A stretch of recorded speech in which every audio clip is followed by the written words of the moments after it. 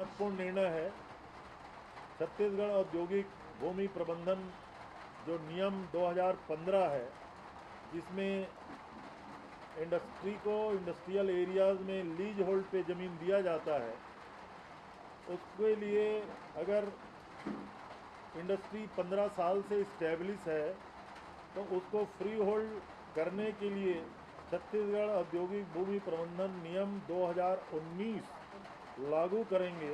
अगर वो उसके द्वारा 10 वर्ष तक लगातार उत्पादन किया जा रहा होगा, उसके पास उसके ऊपर सरकार का कोई देय राशि नहीं होगा, डिस्प्यूट या विवाद की स्थिति में ज़मीन ना हो, और इस फ्री होल्ड करने के बावजूद भी प्रयोजन लैंड यूज उसको चेंज करने का अधिकार नहीं रहेगा, लेकिन उसको फ्री होल्ड करने के संदर्भ में आज के मंत्रिपरिषद की बैठक में हम लोगों ने निर्णय लिया है। महत्वपूर्ण निर्णय है। छत्तीसगढ़ औद्योगिक भूमि प्रबंधन जो नियम 2015 है, जिसमें इंडस्ट्री को इंडस्ट्रियल एरियाज़ में लीज होल्ड पे ज़मीन दिया जाता है, उसके लिए अगर इंडस्ट्री 15 साल से इस्टेब्लिश है तो उसको फ्री होल्ड करने के लिए छत्तीसगढ़ औद्योगिक भूमि प्रबंधन नियम 2019 लागू करेंगे।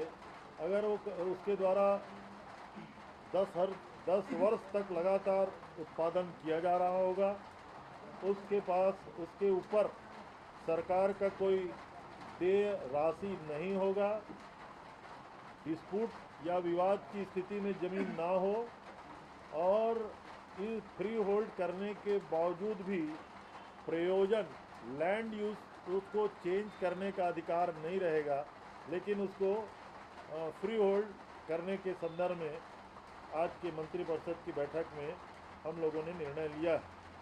महत्वपूर्ण निर्णय है। छत्तीसगढ़ औद्योगिक भूमि प्रबंधन जो नियम 2015 है, जिसमें इंडस्ट्री को इंडस्ट्रियल एरियाज़ में लीज होल्ड पे ज़मीन दिया जाता है, उसके लिए अगर इंडस्ट्री 15 साल से इस्टेब्लिश है तो उसको फ्री होल्ड करने के लिए छत्तीसगढ़ औद्योगिक भूमि प्रबंधन नियम 2019 लागू करेंगे। अगर वो उसके द्वारा 10 वर्ष तक लगातार उत्पादन किया जा रहा होगा, उसके पास उसके ऊपर सरकार का कोई देय राशि नहीं होगा, डिस्प्यूट या विवाद की स्थिति में ज़मीन ना हो, और इस फ्री होल्ड करने के बावजूद भी प्रयोजन लैंड यूज उसको चेंज करने का अधिकार नहीं रहेगा, लेकिन उसको फ्री होल्ड करने के संदर्भ में आज के मंत्रिपरिषद की बैठक में हम लोगों ने निर्णय लिया है।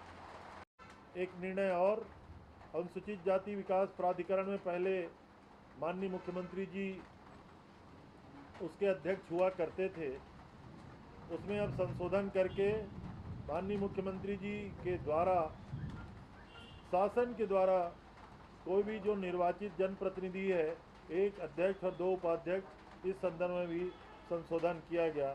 छत्तीसगढ़ी भाषा को संविधान के 8वीं अनुसूची में शामिल करने के संदर्भ में माननीय मुख्यमंत्री जी ने पत्र लिख करके अनुरोध किया है। आज कैबिनेट से उसको मंजूरी दी गई और आने वाले समय में केंद्र सरकार से उसको अनुरोध करने का निर्णय लिया गया। नया जिला मरवाही पेंड्रा गोरेला छत्तीसगढ़ में बस्तर और सरगुजा संभाग जो शेड्यूल 5-6 के अंतर्गत हैं, जितने भी ट्राइबल डिस्ट्रिक्ट हैं, वहाँ तृतीय वर्ग और चतुर्थ वर्ग के जिला स्तर के जो कैडर है, उसमें स्थानीय लोगों को महत्व देने का निर्णय पहले हो चुका है। अब चूँकि मरवाही पेंड्रा गोरेला भी नया जिला बना है, तो वहाँ के लिए भी आज मंत्रिमंडल ने प्रस्ताव मंजूर किया कि यहाँ भी तृतीय और चतुर्थ वर्ग के जो भर्तियाँ होंगी, उसमें स्थानीय लोगों की ही भर्तियाँ किया जाएगा।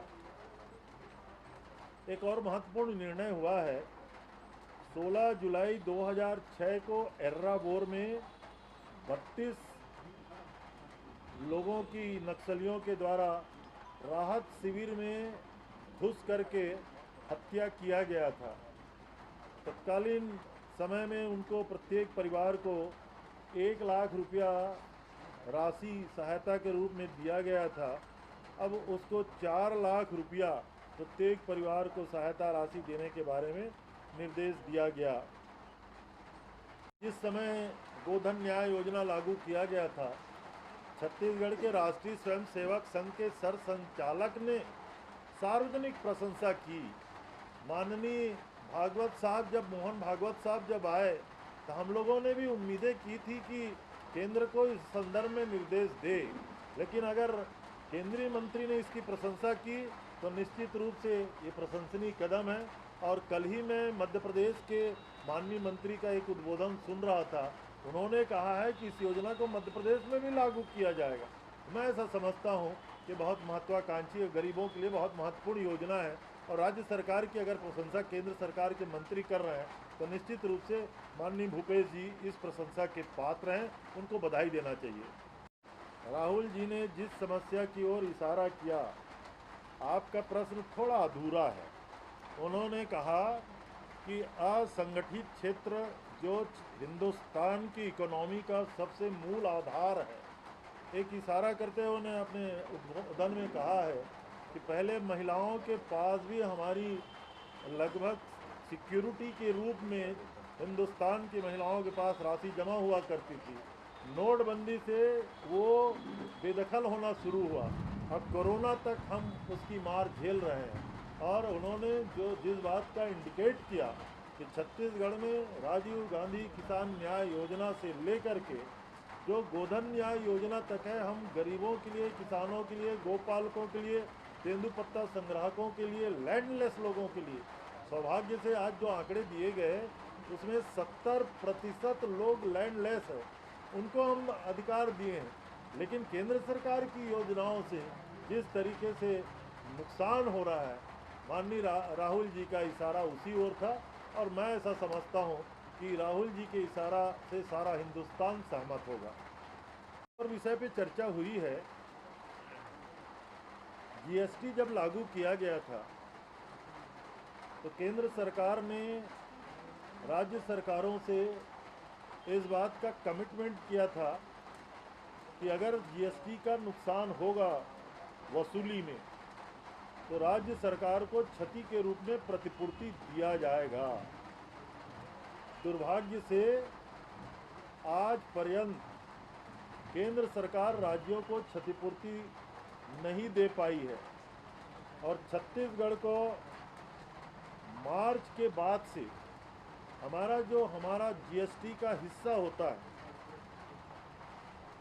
क्षतिपूर्ति तो नहीं दिया गया, लेकिन हमारे स्टेट का ही जो खुद का हिस्सा होता है, मार्च, अप्रैल, मई, जून, जुलाई और अगस्त, माने सरकार के 6 महीना जो कोविड जैसा लड़ाई छत्तीसगढ़ की सरकार लड़ रही है, और पूरी हमारी जीएसटी को केंद्र सरकार ने इन 6 महीनों से रोक के रखा है। तो आज मंत्रिपरिषद में भी उसकी चर्चा की गई, और अगर इस तरीके से रहा तो राज्यों का बड़ा नुकसान है। तो हमें अपने स्टेट में हमारे जो टैक्सेशन की जो जो नीति थी उसको लागू करने की अनुमति दिया जाए, या हमारी क्षतिपूर्ति और जीएसटी का पूरा हिस्सा छत्तीसगढ़ सरकार को केंद्र सरकार दे। इस बाबत में भी आज चर्चा किया गया। महत्वपूर्ण निर्णय है। छत्तीसगढ़ औद्योगिक भूमि प्रबंधन जो नियम 2015 है, जिसमें इंडस्ट्री को इंडस्ट्रियल एरियाज़ में लीज होल्ड पे ज़मीन दिया जाता है, उसके लिए अगर इंडस्ट्री 15 साल से इस्टेब्लिश है तो उसको फ्री होल्ड करने के लिए छत्तीसगढ़ औद्योगिक भूमि प्रबंधन नियम 2019 लागू करेंगे। अगर वो उसके द्वारा 10 वर्ष तक लगातार उत्पादन किया जा रहा होगा, उसके ऊपर सरकार का कोई देय राशि नहीं होगा, डिस्प्यूट या विवाद की स्थिति में ज़मीन ना हो, और इस फ्री होल्ड करने के बावजूद भी प्रयोजन लैंड यूज उसको चेंज करने का अधिकार नहीं रहेगा, लेकिन उसको फ्री होल्ड करने के संदर्भ में आज की मंत्रिपरिषद की बैठक में हम लोगों ने निर्णय लिया है। अरपा बेसिन विकास प्राधिकरण, पहले पिछली सरकार ने आवास और पर्यावरण मंत्रालय के द्वारा अरपा विकास प्राधिकरण का गठन किया गया था, लेकिन पूरे 15 साल में वो प्राधिकरण ना तो अस्तित्व में आया, ना उसके द्वारा कोई कार्य किया गया। उस आवास पर्यावरण के द्वारा गठित अरपा विकास प्राधिकरण को डिमोलिश करके सिंचाई विभाग के द्वारा अरपा बेसिन विकास प्राधिकरण के गठन को आज मंत्रिपरिषद ने अनुमति दी। एक और बहुत महत्वपूर्ण निर्णय हुआ है, भाड़ा नियंत्रण अभिकरण, उसका जो अध्यक्ष की नियुक्ति होती है उसमें एक क्लाज है, माननीय उच्च न्यायालय के कंसेंट से उसकी नियुक्ति किया जाना चाहिए। इस क्लास को आज के मंत्रिपरिषद की बैठक में हटाने का निर्णय लिया गया। निर्णय ये भी लिया गया कि जब रिक्तियां हैं उसमें 2 सदस्य होते हैं और उस कारण से अध्यक्ष कोई बन नहीं पाता था, तब निर्णय एक क्लास में संशोधन करके ये भी लिया गया कि अध्यक्ष की रिक्ति के कारण से अगर रिक्त है तो उन सदस्यों में से कार्यकारी अध्यक्ष की नियुक्ति किया जा सकता है। 2 और महत्वपूर्ण मामले, कोई विभिन्न विभागों के अनुपयोगी जमीन, बहुत सारे विभागों के बहुत सारे लैंड जिसका यूज़ नहीं हो पा रहा है, उसको डेवलपमेंट करने के लिए road development corporation, housing board, CSIDC और इरिगेशन विकास प्राधिकरण जो छत्तीसगढ़ में गठित किया गया है, उनको अधिकृत किया जा रहा है कि जहाँ जहाँ इस प्रकार से अनुपयोगी विभागों के लिए ज़मीन अगर है और विभाग अगर उसको करते हैं तो उसको प्रमोटर बिल्डर या PPP मॉडल से डेवलप करने का काम इन संस्थाओं के द्वारा किया जाएगा, उसका व्यवस्थित विकास किया जाएगा और लीज डीड के आधार पे उसको रेंट या जिस प्रकार से भी इनकम हो सके उसको करने की दिशा में आगे बढ़ेंगे। एक अन्य विधेयक, संशोधन विधेयक, बस्तर विश्वविद्यालय का नामकरण शहीद महेंद्र कर्मा के नामकरण करने को भी आज मंत्रिपरिषद ने मंजूरी दी। बाकी दूसरे संशोधन के माध्यम से उस विश्वविद्यालय में पुराने विश्वविद्यालय के ही अध्यादेश, नियम, परिनियम, आदेश लागू किए जाएंगे, इस बात की भी स्वीकृति दी गई। राजनीतिक दलों के द्वारा कार्यालय भवन के लिए समय समय पर मांग किया जाता है, उसके कंडिका 3(1) में एक साथ 2 भवनों के लिए मांग करने के संदर्भ में रिस्ट्रिक्शन था।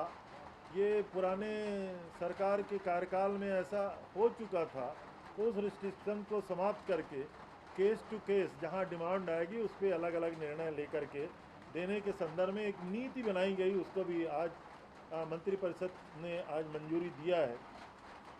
छत्तीसगढ़ में जितने सहकारी बैंक हैं उन बैंकों के पुनर्गठन का निर्णय भी आज के मंत्रिमंडल में हम लोगों ने किया है। अभी वर्तमान में 5 बैंक कार्यरत है, बाकी बैंक की स्थिति अपेक्स बैंक के मातहत है। अभी हम लोगों ने निर्णय लिया है कि महासमुंद में नया कोऑपरेटिव बैंक, बलौदाबाजार में नया बैंक, बालोद में नया कोऑपरेटिव बैंक, बेमेतरा में नया जिला कोऑपरेटिव बैंक, जांजगीर में और सरगुजा में, इस प्रकार 6 नए बैंकों को राज्य मंत्रिपरिषद ने मंजूरी दी है। अब RBI के पास हम लोग अपना प्रस्ताव प्रेषित करेंगे और उम्मीद करते हैं RBI की अनुमति के बाद इन बैंकों के कार्य प्रारंभ हो जाएंगे। प्राथमिक सहकारी समितियों के भी जो कुछ विधेयक थे उसमें जो परिवर्तन करने का, रजिस्ट्रार के अधिकार कितने हों, प्राइमरी सोसाइटी के कार्य किस प्रकार से हों, एक विधेयक की मंजूरी भी आज मंत्रिमंडल की समिति ने आज उसकी भी मंजूरी दी है। लोक सेवा गारंटी में भी एक संशोधन आज किया गया। प्रपत्र 3 में इस बात का उल्लेख नहीं होता था कि लोक सेवा गारंटी में एप्लीकेशन का जो डेट है वो उसमें शामिल नहीं किया जाता था। तो कभी कभी ये बातें पता नहीं चलती थी कि आखिर एप्लीकेशन के कितने दिन बाद तक भी ये मामले लंबित हैं। हम लोगों ने उस प्रपत्र में संशोधन करके उस प्रपत्र 3 में आवेदन प्राप्ति की तारीख का भी उल्लेख करने का निर्णय लिया है। एक और महत्वपूर्ण 2-3 बिंदुओं का निर्णय है। पिछड़ा वर्ग आयोग, अनुसूचित जनजाति आयोग, अल्पसंख्यक आयोग और अनुसूचित जाति आयोग, प्रावधान के मुताबिक एक अध्यक्ष और 2 सदस्यों का इसमें प्रावधान था। कार्यकाल भी पिछड़ा वर्ग आयोग का, फिर से सुन लीजिएगा, पिछड़ा वर्ग आयोग का कार्यकाल भी अधिनियम के तहत पहले 3 साल निर्धारित था अध्यक्ष का कार्यकाल। अब उसको संशोधन करके सरकार के प्रसाद पर्यंत किया गया। महत्वपूर्ण निर्णय है। और जो सदस्य संख्या है 1-2 हुआ करती थी, एक अध्यक्ष और 2 सदस्य, उसमें एक अध्यक्ष, एक उपाध्यक्ष और 6 सदस्य करने का निर्णय आज के मंत्रिपरिषद की बैठक में लिया गया।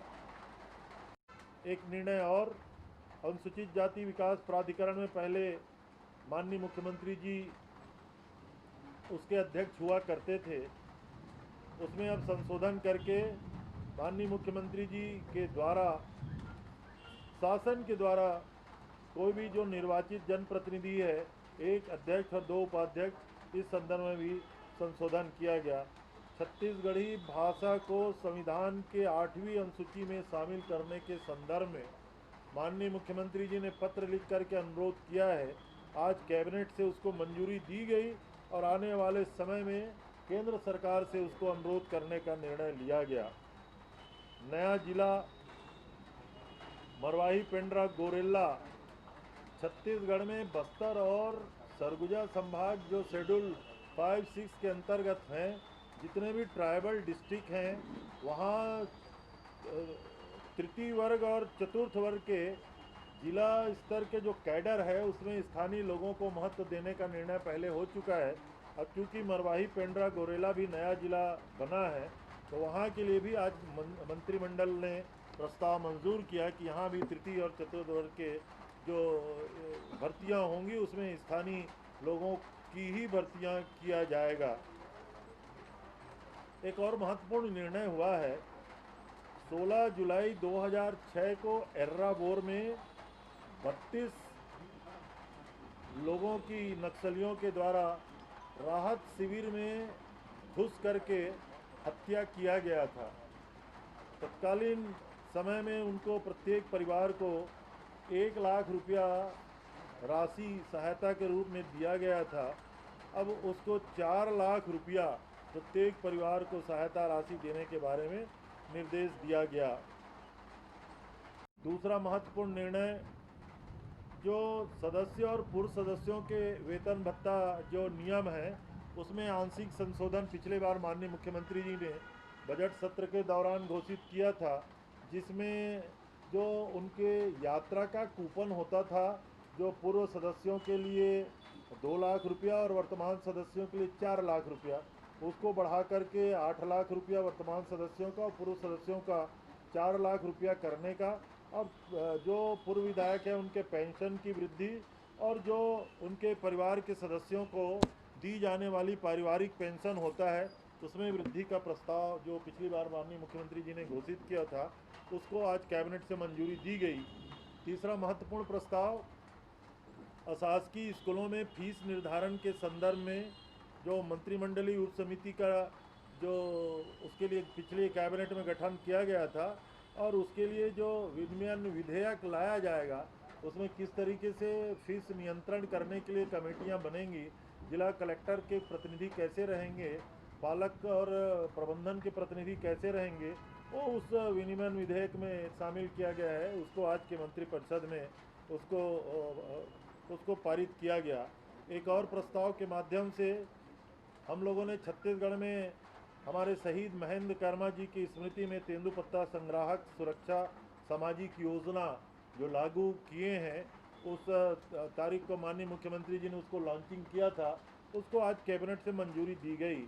एक और महत्वपूर्ण निर्णय ये हुआ है, भंडार क्रय नियम के अंतर्गत जो स्थानीय जो हमारे उद्यम है, स्थानीय जो यूनिट है, उनको महत्व और प्रश्रय देने के लिए कुछ नियमों में संशोधन किया गया, ताकि अधिक से अधिक उसको प्रतिस्पर्धात्मक बनाएं, अधिक से अधिक उन यूनिट के द्वारा स्टैंडर्ड की जो सामग्रियां हैं वो प्रदान किया जाए। इसके बाद लगभग 33 बिंदुओं के मंत्रिपरिषद के बैठक में अलग अलग निर्णय लिए गए। कुछ जो महत्वपूर्ण निर्णय हैं वो इस प्रकार से हैं। पहला मंत्रिपरिषद का निर्णय, जो आने वाला 25 तारीख से हमारा जो विधानसभा का सत्र आयोजित है, उसमें प्रथम अनुपूरक पेश किया जाएगा, उसका अनुमोदन किया गया। बहुत ज़्यादा बजट के पूर्व राशि के बारे में और किन किन मदों में कितनी राशि दी जाती है उसको बताया नहीं जाता, लेकिन मोटे मोटे तौर पे जो तत्कालिक खर्च और जो आवश्यकताएं थीं, यथा जैसे लगभग जल जीवन मिशन और जो 3 नए मेडिकल कॉलेज खुलने वाले हैं, कोविड-19 से लड़ने के लिए जो आवश्यकता हो सकती है, और जो इंजीनियरिंग से इंग्लिश मीडियम के जो स्कूल हम प्रारंभ करने जा रहे हैं, नया ज़िला बना है तो मरवाही के लिए नया इस्टेब्लिशमेंट, और राजीव गांधी किसान न्याय योजना, और इस प्रकार से जो आवश्यक और तत्काल राशि की ज़रूरत होती है, लेकिन ये जैसी सदन प्रारंभ होगा ये सारी राशि और किस प्रकार की इस योजनाओं में दी जा रही है ये आपको अवगत कराया जाएगा। राजीव जी की जयंती के अवसर पर बहुत छत्तीसगढ़ सरकार के 3-4 प्रमुख कार्यों का आज संपादन हुआ। सौभाग्य से आज के कार्यक्रम में हमारे राष्ट्रीय नेतृत्व से आदरणीय राहुल जी सीधे जुड़े हुए थे। छत्तीसगढ़ सरकार की जो महत्वपूर्ण उपलब्धियां हैं और जो महत्वपूर्ण कार्य हैं, पहला नंबर, राजीव गांधी किसान न्याय योजना का लगभग 19 लाख किसानों को 1500 करोड़ रुपए की राशि का हस्तांतरण किया गया।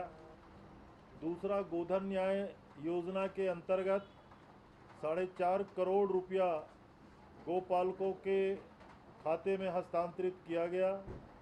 तीसरा, तेंदुपत्ता का, अब उसको बोनस ही कह दें, पारिश्रमिक अतिरिक्त जो होता है लाभांश, उसको लगभग 232 करोड़ रुपया उनके खातों में हस्तांतरित किया गया। और सबसे महत्वपूर्ण बात ये थी, पूरे छत्तीसगढ़ के सभी जिलों के जिला कांग्रेस कमेटियों के माध्यम से पूरा प्रदेश के कांग्रेस जन सीधे राहुल जी से, आदरणीय मुख्यमंत्री श्री भूपेश बघेल जी से, माननीय प्रदेश अध्यक्ष श्री मोहन मरकाम जी से वीडियो कॉन्फ्रेंसिंग के माध्यम से सीधे जुड़े थे। 22 जिला कांग्रेस कमेटियों के भवन, जिसका नाम राजीव भवन ही होगा, उसका शिलान्यास का कार्यक्रम आज संपादित हुआ। ये 4 महत्वपूर्ण योजनाएं, 4 महत्वपूर्ण कार्यक्रम आज वीडियो कॉन्फ्रेंसिंग के माध्यम से माननीय मुख्यमंत्री जी के द्वारा किया गया।